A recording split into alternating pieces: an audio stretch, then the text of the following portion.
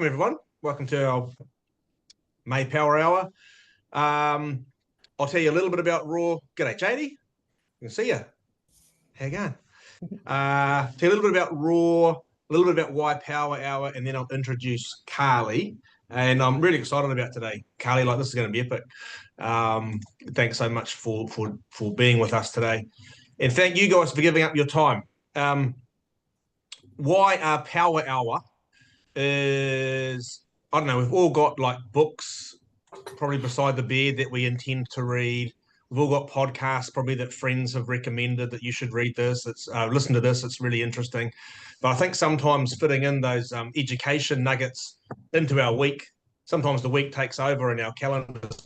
So once a month, we hold this event where we bring either different speakers or sometimes I'll speak and share some content to help you guys, help you in your lives by providing topics of interest.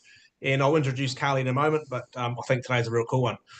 A little bit about Raw Coaching. So a lot of you do know who we are, but we're a leadership development company.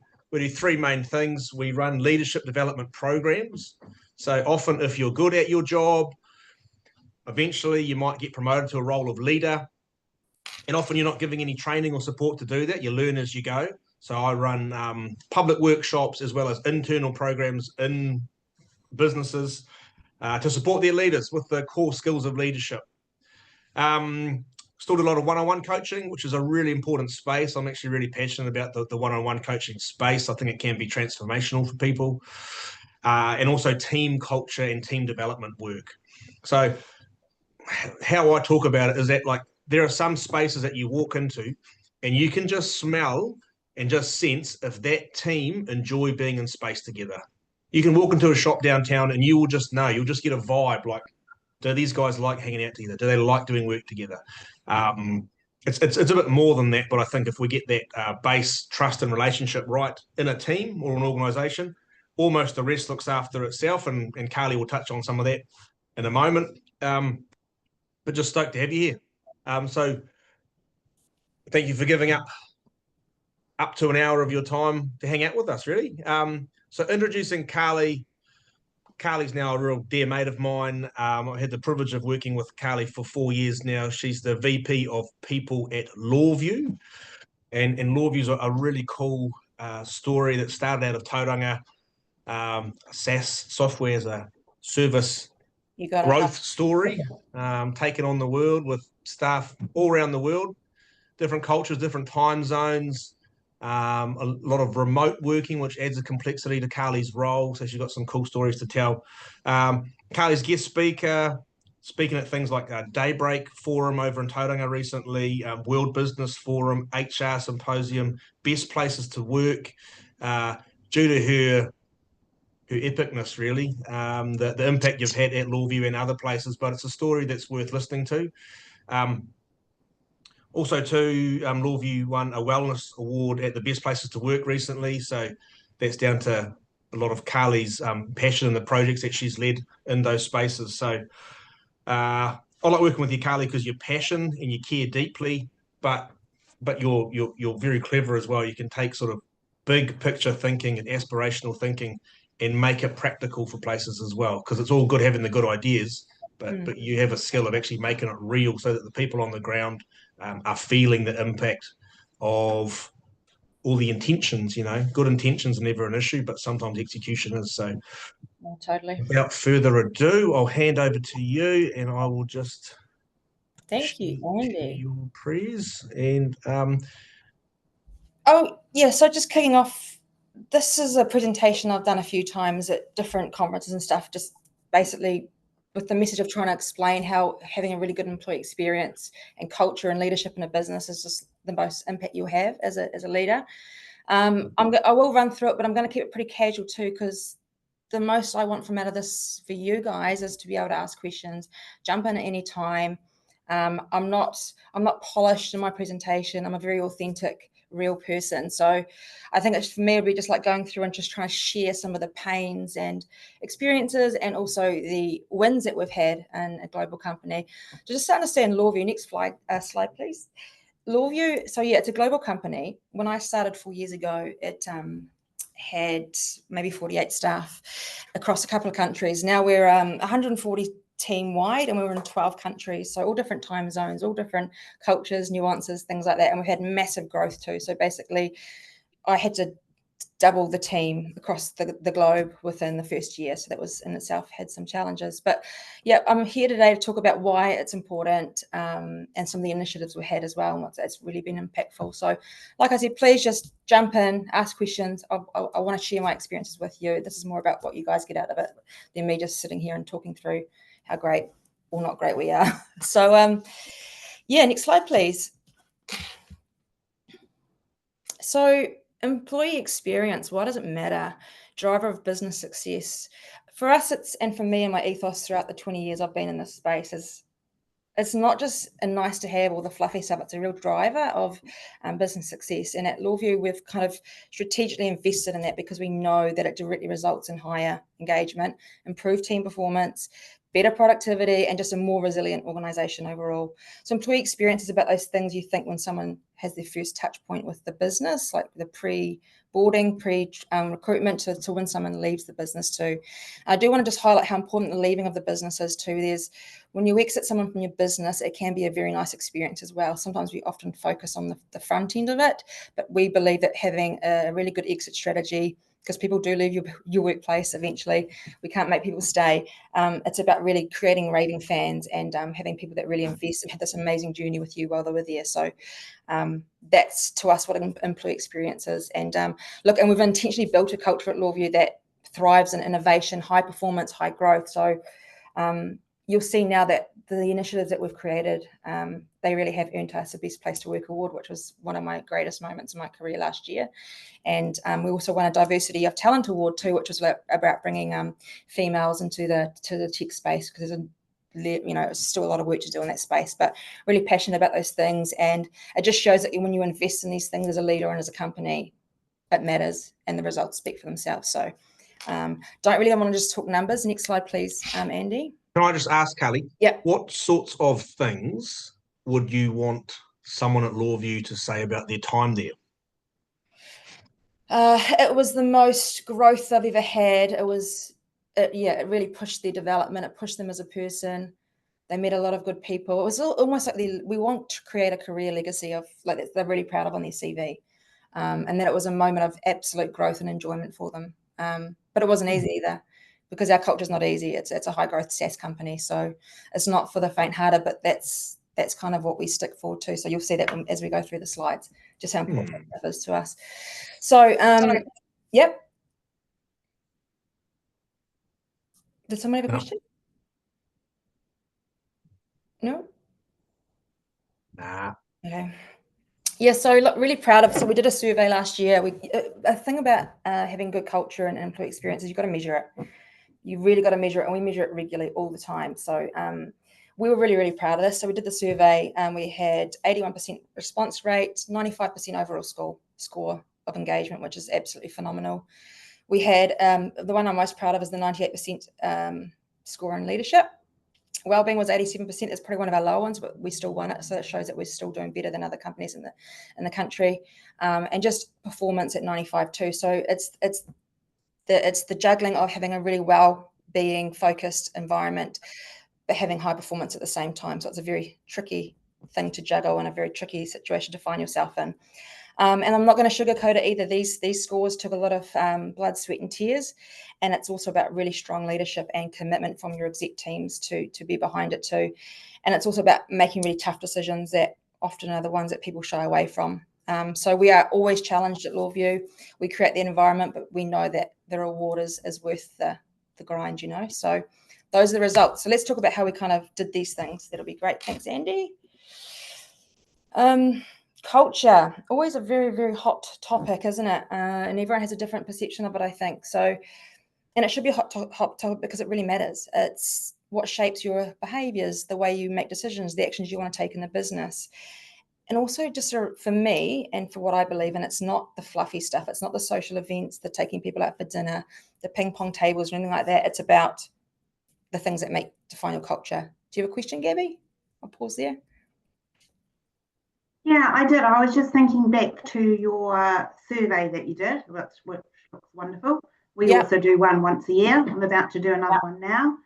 And in general, I know what's going to come from that, I think. Yeah.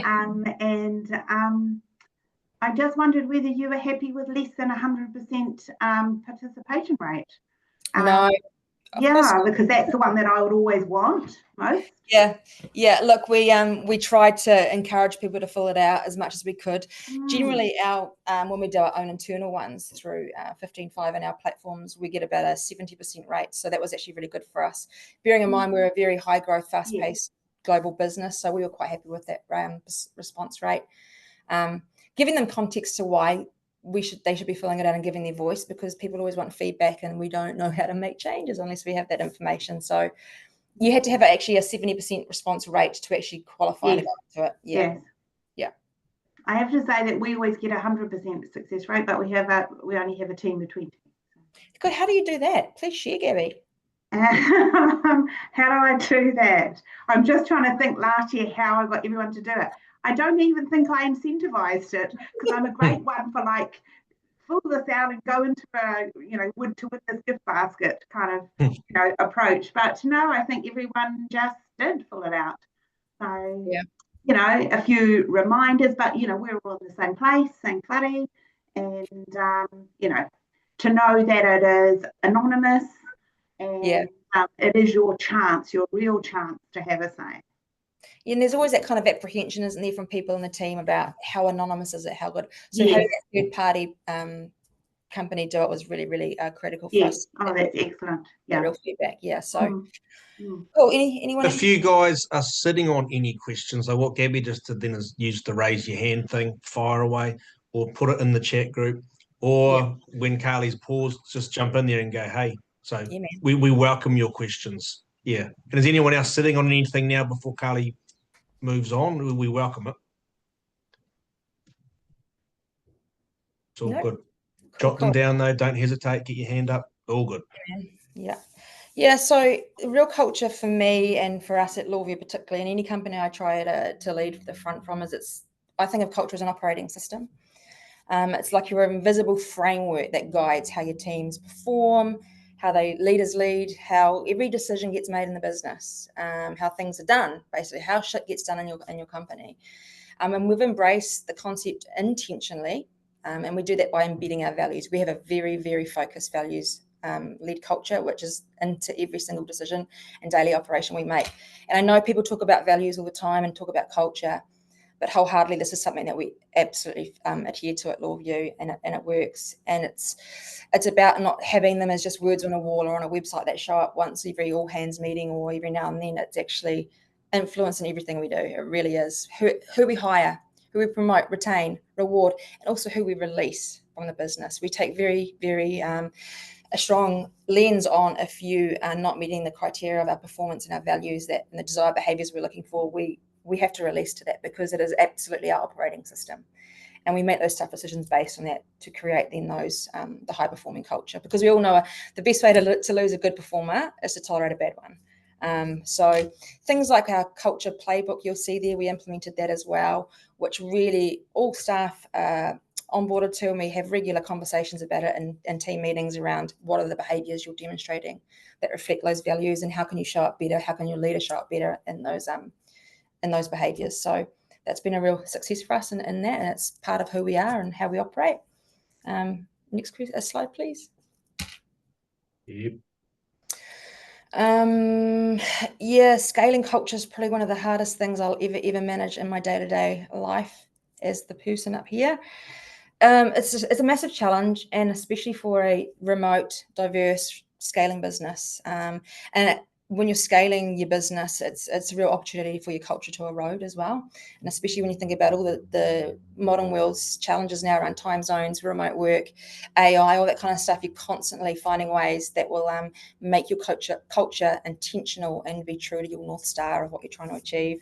And we really don't leave it to chance. We intentionally build on it every single day. We think of culture like a product. It's never done. It's always evolving, and it's always changing. And we just have to always be at the forefront of it and keeping up with it. And we also know that it fuels our growth. Culture is the business. without it, we don't have a business. So yeah, I'll pause there for a minute if anyone had a question. Yeah, I'm just thinking about that as we go forward, that we may, at one time soon, be over 2 sites.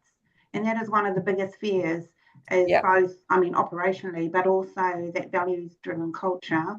Did you have any sort of particularly good tips around that? Yeah. So are you, Gabby, do you have people that are on site every day? Like, how does your office situation? Yeah, we're all on site now. We've got 3 buildings on one site. Yeah.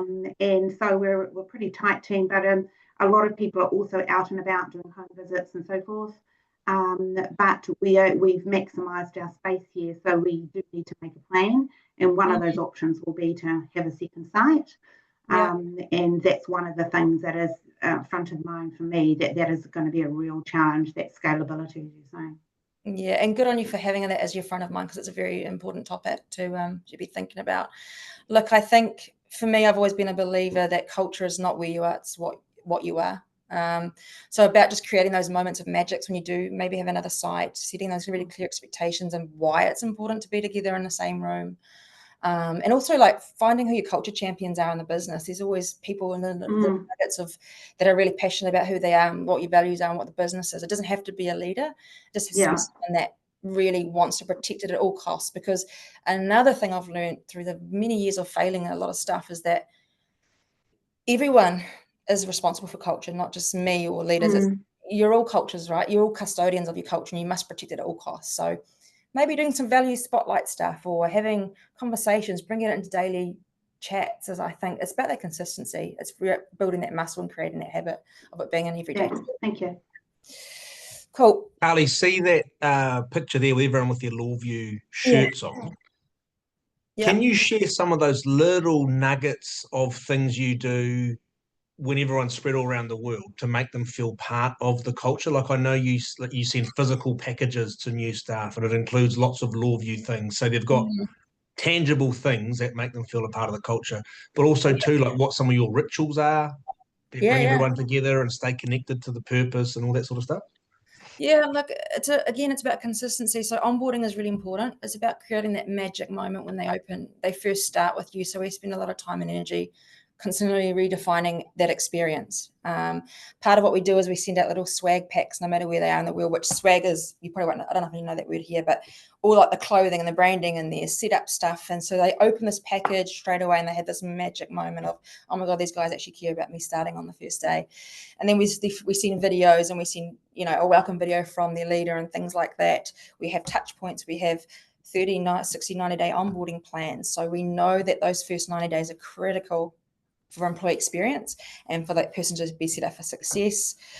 We regularly talk about our mission and vision and values in monthly team meetings. So every single person in the world dials into a meeting where our CEO leads what the company is top of mind. We're really transparent in those meetings. We talk about what the most important priorities are for us right now, reiterate the values, the vision, and everyone kind of has that sense of belonging in that space. That picture, that's actually our engineers and product people getting together. We do regular face-to-face meetings where we can.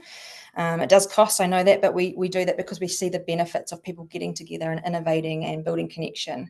It's just a massive investment for us to make and something we'll continue to do. Anything else you want me to add there, Andrew? I'm just trying to think. I mean, it's just the daily employee experience touch points.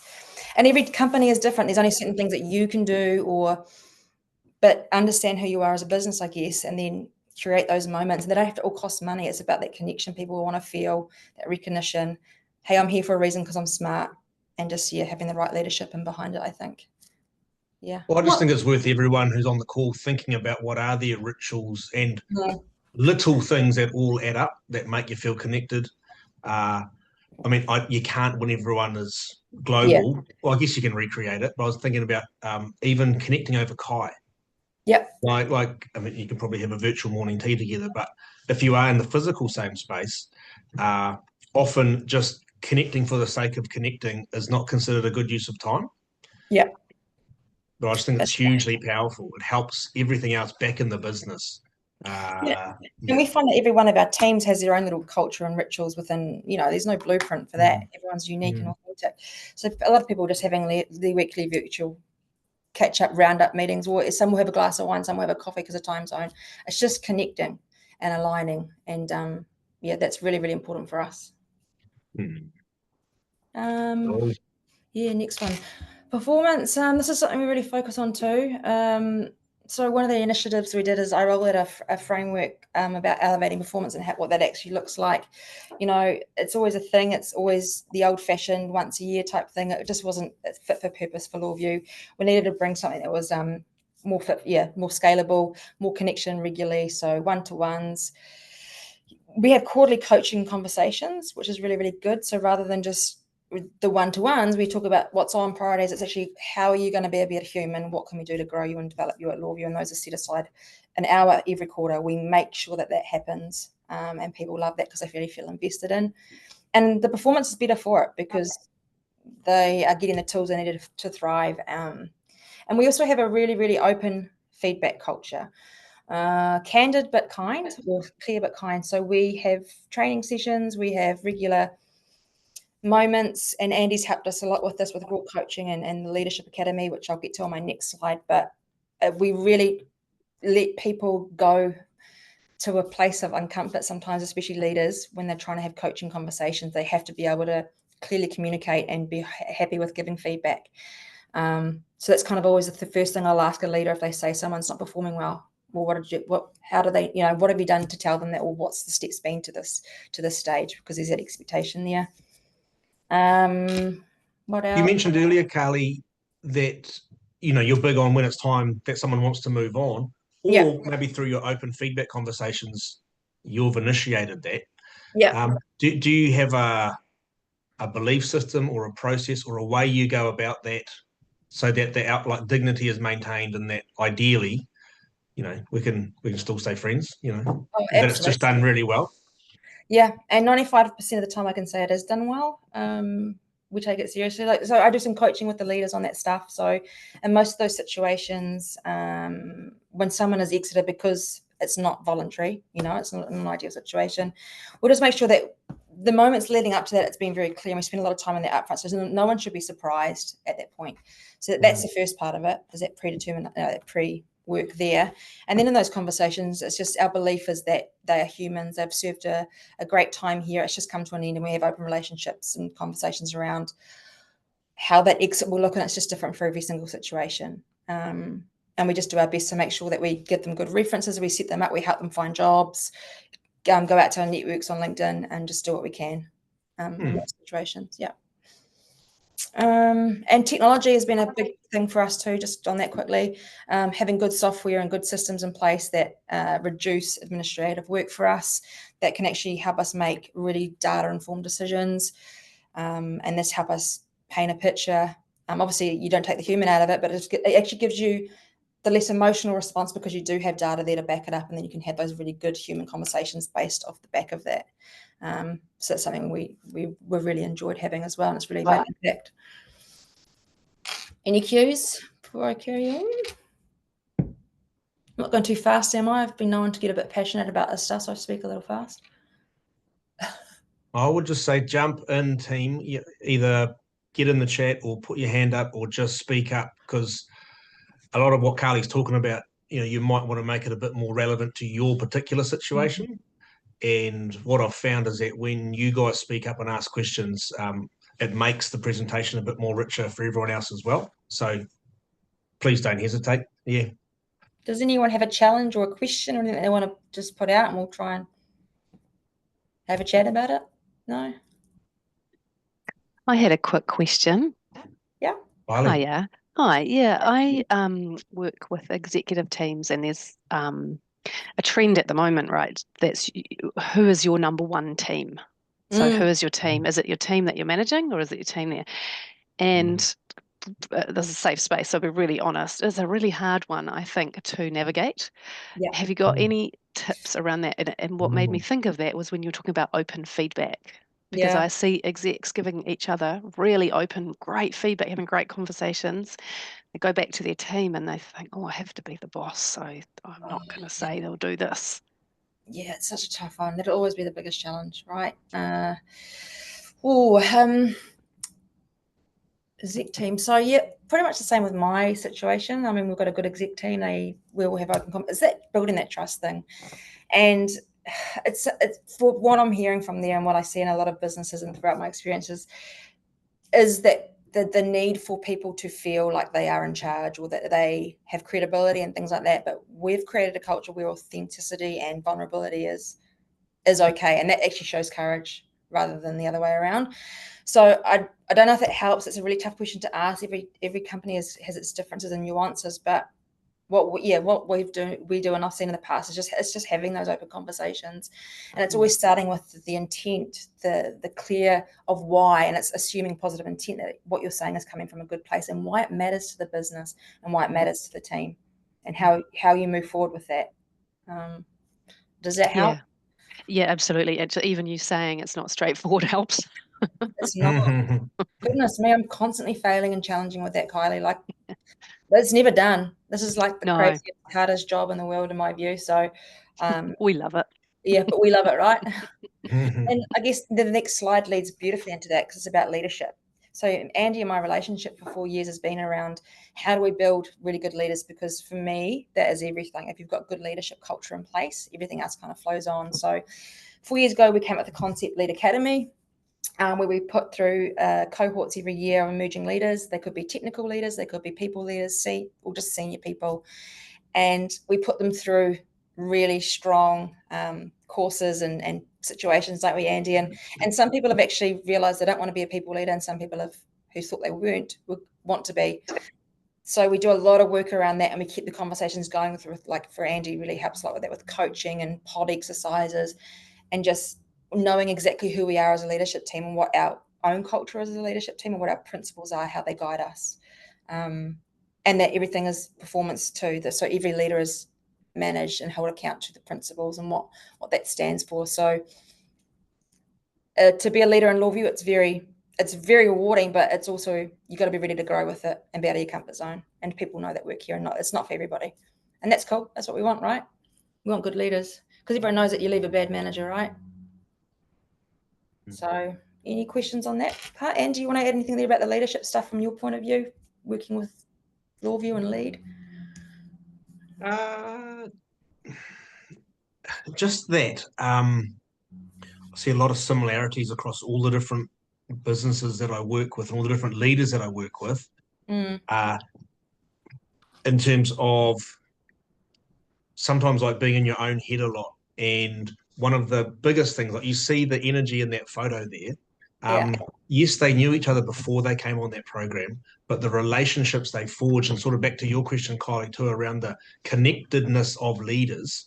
If we can really strengthen that psychological safety across the org, that helps everything else flow from there. And feeling like I'm not alone, like it's okay to be me. What's the relationship I have with myself?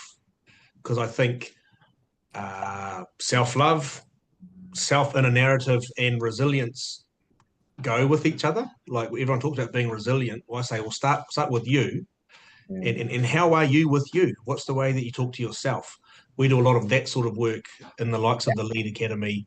So it's not all just like, I don't know, sexy leadership skills around coaching and giving feedback. We do both. We want to empower you so that you're a more confident human in the world.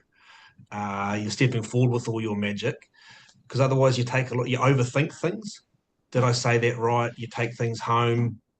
You take things to bed when you're trying to get to sleep. You're like, oh shucks! But if we can remove as much of that as possible, and help these guys be their own best coach and their own best friend, I think it helps a lot of the leadership stuff flow after that. Yeah, they're all very connected now after all the cohorts that have gone through for the last 3 years. Are all very connected, and it helps that cross collaboration and breaking down of silos across the business. And I guess it's kind of showing in the result that we got. Like, it speaks to the work that we've put in with that, and the investment we've made, that our people feel connected and they feel engaged, and they trust their leaders and they feel safe with them. So that work really matters for us. who's willing to share? Like if there was one, say, leadership behaviour in your org, if you're willing to share, that if you strengthened it, were better at it, you think it would have immense impact for, say, the employee experience or the culture, what would it be? I'm putting you on the spot a wee, but if there's one thing that all the leaders like embraced and brought to mahi every day.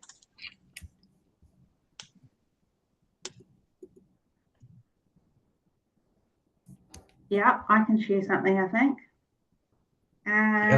I can see that my team really would value, well, I think some of the team. So there's such a variety of people. So I think when it comes to culture, you've got to have many irons in the fire.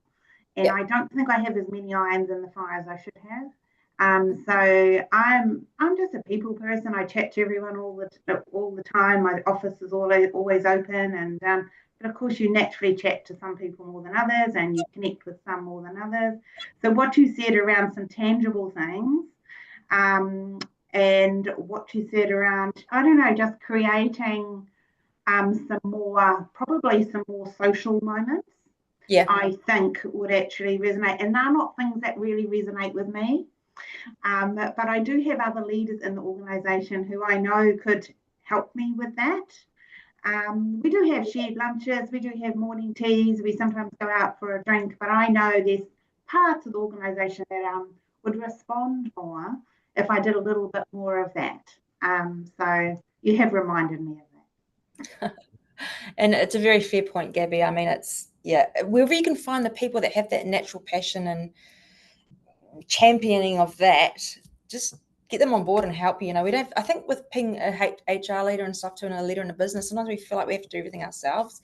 And it can be pretty lonely up here. But when you create these moments that you can bring other people on the journey with you and these champions, it gives them a kick as well. And all of a sudden you have this friggin' community of people that want to drive stuff with you, and you're not left thinking, you got to do it yourself, because we just can't, right? And I'm the first to admit that I can't do everything myself. I do try, but it's impossible.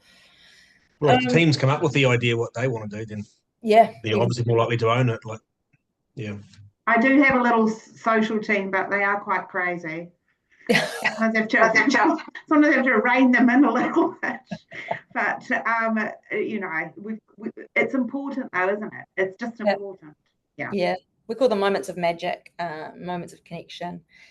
That next slide actually will highlight a couple of other things we do to foster belonging, which is kind of what all this means, right? It's our purpose. How do we become a really one team, one dream? It's about those connections, and I'm saying it over and over, but it's really, really important. It's like every moment you can proactively build something into the ways of working in your teams. Finding other people that will do it for you and champion it for it it's beautiful, and it's gold when you see it come into fruition. We do those things like, just getting active together, like walking up the mountain there, you'll see. It doesn't cost anything, but the team loved it. They got out and they talked to other people they didn't know. For example, the picture up the top there, that's one of our, I think that's the go-to-market, so sales and marketing coming together once a year as well, and like being at the beach, and just like having these natural moments where it's actually outside of the office environment, connecting and learning what other people's pains are and sharing those learning scenarios with each other. And then down the bottom there, that is, and that's a value session. So I hold those twice a year with every department. So when we have those big offsites, and we just keep going over the same things. So again, it's about building that muscle and those rituals. What are our values? How are they showing up in work? What can you do better? What is this, like giving them a challenge or an actual real life business scenario and saying, solve that with applying values, and what behaviors would you use to solve those problems? And it is constantly front of mind. And that is something we hear in surveys all the time. That company is values led. They really are in everything we do. Carly, we all want to be seen and appreciated and thanked. How do you recognize people? How do you show praise and give shout outs? Again, it's just part of who we are, and we encourage that, like the one-to-ones with the line managers first and foremost. We have a Give Kudos channel that is company-wide, that anyone can nominate someone's behaviour and shout them out, and it goes to the whole company, and it's related to a value. They demonstrate this value in this scenario, so that's going off every day. Again, it's in everyday rituals. It's brought up. They're actually it's brought up in their one-to-ones and their biannual assessments, how well they've aligned to them, and they get recognition that way. It's just in the moments, and we just make sure we're saying, we know this work is hard. We know it's a high stressful growth environment. We want you to show up. We want to put you through the challenge and have high performance. But with that, we must make sure that we have a really healthy reward and recognition culture as well, where we're giving that feedback in the moment all the time. Yeah. I think next slide is another good one, and we're getting close, so we can have some more questions at the end. Oh, goodness me. Future-proofing employee experience. Isn't it a crazy time? I mean, for the first time in world history, we have 5 generations in the workforce. We've got Alpha, Gen X, Gen Y, baby boomers, millennials. Yeah, and we all want different things. We all want different things. We all have different expectations of the world. We all have different expectations and experiences with technology, COVID, all that kind of stuff. And it's the hardest time ever. But I also find that quite exciting because I like a challenge. So what can we do to future-proof our employee experience in our businesses? It's about getting to know your people, understanding what actual generational work forces you have in your business, and meeting with them and having feedback sessions, because they all want different things. And we should never have a cookie cutter way of doing things. We should individualize, no matter how big we are as a business, and design employee experience initiatives that address and for those different generations. I think don't be scared of AI and automation. I think AI will never take our jobs, but if we don't learn to use it properly, we will lose our jobs, if I'm being really honest. And it can absolutely be a game changer. I use it all the time now. I've finally embraced it, and it has just given me so much time and energy back to have really strong human connection with my people, with my leaders. It has propelled my imagination and my curiosity forward. And again, I will reiterate, it doesn't never takes away the human part of it. It's actually created more human moments for me and my leaders. So I embrace it. If you haven't done anything with it yet, just get curious, ask questions, get on ChatGPT, have a go. It's there to help, and there's loads of resources there to help you as well. So that would be my my advice there for anybody. Yeah, really. I'd say we run a community service here, and we've really have started to embrace AI. Strangely enough, we're like an early adopter, and we're just trialing at the moment with our counsellors using Heidi. Which the GPs use with their patients, because that's going to give back a whole lot of time and probably improve the standard of the notes. But a whole lot of time that frees you up for some more learning, some more connection, maybe some more time, really good focusing time with your client. It's really given us some real opportunities to get back some time when we're incredibly busy trying to see the maximum number of clients. So I'd agree with you. I think it's been fantastic. Love it. Yeah. But anyone else got any experience with that or anything about how they feel? Yeah, I'm keen to hear how people are using it.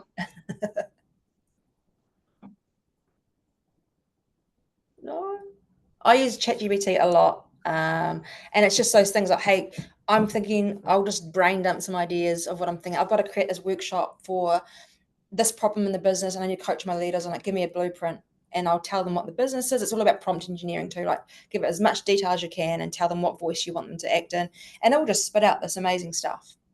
And I tailor it for me and how I want it to be for our business. But it just gives you that starting point. It's like you say, it saves so much time, and it's great. So I'm an ambassador. Not so much AI, but one thing that I really found is video, right? Everyone loves video, and just getting people now really used to speaking down the video and sending it out instead of long newsletters or emails or whatever has been amazing. And I don't know if you can see behind me, I've got photos of my family, right? I think pre-COVID, there was a real split in the organization that I was in, and you'd hear leaders who are on a bigger salary come in and complain about the batch and to people who were never in a million years going to ever have a batch. And during COVID, we saw this real shift. People could see their families in the background. They were everybody. It was a real leveling effect.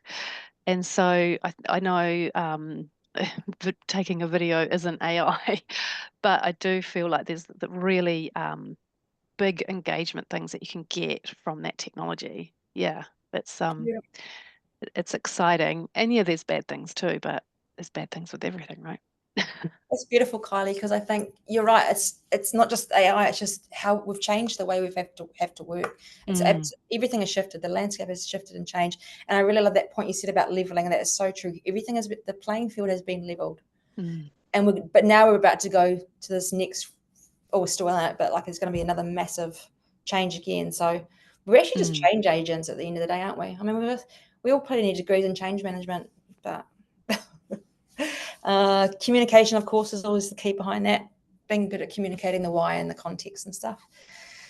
Every second night, I reckon the kids ask me to make up a story. Yeah. And I've like exhausted my creativity. So I started using ChatGPT for that. Could you please make up a 2-minute children's story, including these kids here? They love hearing their names. I've progressed from that now to using it to do some research for me. Just real quick. What's topical around feedback? Why are people, what are the top 5 reasons leaders put off giving feedback? Could you please provide your sources? It's very credible, Harvard, et cetera, credible sources. So it's like, great. Whereas would I spend an hour doing that? Probably not normally, or it would be a struggle to. So I found it really useful for that sort of stuff. Next one, Carly? Yeah, please. It's probably just coming into a bit of a close now. I think the one clear message from today would be that, like I touched on earlier, it's employee experience and good culture and leadership. It's really not just on HR, and it's not just a good to have. It really is a strategic driver of your business. And the people that have to drive it are the top leaders. It has to filter down. Not always easy, I know. It's never easy, actually. That culture is your operating system, and every team, whether it's 1, 20, 2,000 team employee population, who you are and what your DNA is what matters. And you build your values and your rituals around your culture, which is your operating system. Think of it as an invisible framework of how you do business, how you get things done. The other key thing is leadership, empowering leadership that is authentic and real and suited to the generations that we have in the business and the workforce now is that critical piece that will tie this all together for you. So leadership is paramount.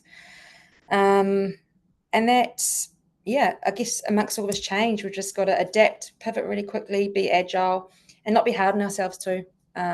The world has gone through lots and lots of different changes, and it's been very challenging and new to everybody. We're all in the same boat. AI and technology is new to every single person, no matter how big or small or experienced or whatever you are. So be curious, ask good questions, and just remember that my little final quote there, if you want to build a successful business, you've got to start with the people inside them. Thank you. Nice. Take questions. Do you have any questions? Yeah. Yes, I had another question, sorry. And I think, obviously it comes with recruiting the right staff, doesn't it? Yeah. Have you got any tips around that? Like, how do you guys recruit? And do you have a particular way of doing that? Or do you have some steps? Yeah. I'm going to sound like a broken record, Gabby, but again, it's values based. Okay. So we spend a lot of time. Part of being a leader in the business means you have to attract talent as part of your role. Like you are the ambassador of that as well. So they know that already in their job description. But for example, for our more technical roles, we have like a 4-step process. There's an initial interview, there's a technical interview, there's a technical chat. Then after about the interview, then there's a culture values interview where they might have passed all the 3 and be super, super smart. But when we talk about values and give them scenarios of what, trying to see if they align to who we are and they don't pass that, then we don't hire. We can get desperate sometimes to fill seats, but we just refuse to do that. We've had a couple of really bad hires and they've cost us a lot of time and money. It's just as important as anything. It's the most important thing.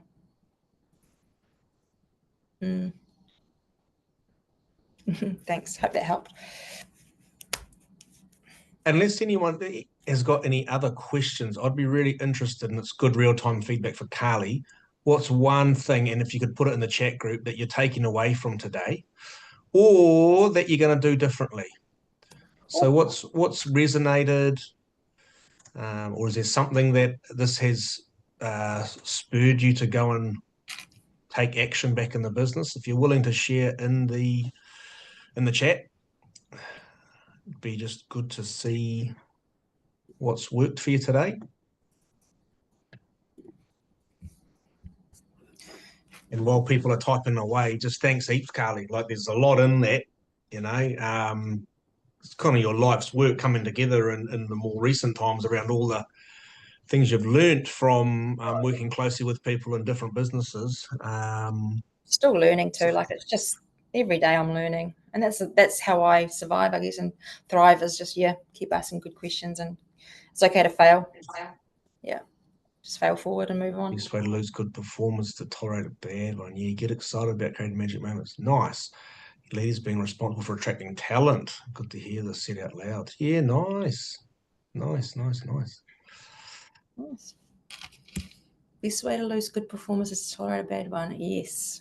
Mm. In a previous business of mine, I'll just add this might shed some light on that. I had one of the first things I did as the person there was I did a survey, and that came through in spades.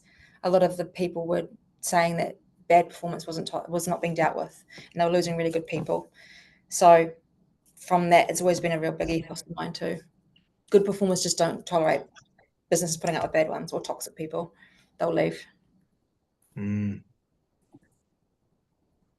Yeah, nice, Megan. Yes, it has been recorded. You will be sent a copy. Yeah, nice, Rachel. Beautiful. I had a quick question for Carly. Yeah. When you look at your workforce, and then you priorities are always changing. We're in constant times of change. I've seen a few organisations go directly to redundancies. At LawVu, do you look at the whole operating model? Yeah. Yeah. We absolutely do. What does that look like? Yeah. I mean, it's a hard one because you try and avoid it at all costs, and that's something we just don't. The C-suite. I don't think people do avoid it at all costs. That's my issue. I know that's sad to hear, because you have a responsibility as a business. Yes, we're still a business, and every business needs to be profitable, and that's okay too. It's what keeps people in business. But I think our ethos has always been, and one of my ethical viewpoints is that you never knee-jerk react for something, and you should always be prepared. You should always have built such a succession plan and like talent density within your business that you don't have to get yourself into that situation. But if you did, we would look at it, for example, as a whole, right? As like, what areas of the business are struggling at the moment? What are we saying? Like, for example, if the sales weren't coming in, then obviously the organic thing would be to have a look at the sales department or whatever. Like, we don't just, it's a business exercise. It would be a massive review. Yeah, for sure. Nice, thanks. No worries. One little quick bit of admin before we wrap it up. So Carly talked a couple of times about multi-generational workforce, which is a beautiful segue into who our next Power Hour speaker is. Ange Brooking. Amy, could you share? So Amy's from Raw Coaching as well. She's got the details there about Ange Brooking. Yeah, so Ange, our next Power Hour session is on Friday the 27th of June, so in roughly a month's time. So it'll be the same time, 11 till 12 p.m. And she is covering, great segue, communicating across different generations what they need. It's going to be a really practical and engaging session from Ange. So on the email that you'll get after this session, there'll be a link there to register for that one too. So you can save that one to your calendar or forward on to other people as well that you think might be interested. I'm happy for anyone to connect with me on LinkedIn too and ask questions outside of this. Just happy to bounce ideas or whatever. Love having people in my network and being able to share the same experiences together. So, why we've got, and it's interesting that you've touched on it a few times, Carly, but why we've asked Ange to come and speak is because in our public workshops, that question comes up heaps. And it's with an element of impatience and frustration that typically comes up. How do we deal with these young people, And it's like, well, hang on. Fighting it is not going to be an efficient use of your energy. So maybe learn a bit more about them. So yeah, welcome you to come along to that. But thanks heaps everyone for joining us for the hour. Thank you for sharing what you've taken out of it. As Carly said, hit her up, ask questions. She won't mind. And thanks heaps, Carly. Thanks for joining us. Thanks for sharing your wisdom with us. It's really important stuff. Changes workplaces. So yeah, just hugely grateful. Yeah. No, Hope thank you for guys having me. can- Nice to meet you all. Thank you, team. And yeah, Yeah. great Friday. Yep. Go well, team. Thank you. Bye. Cheers. See ya.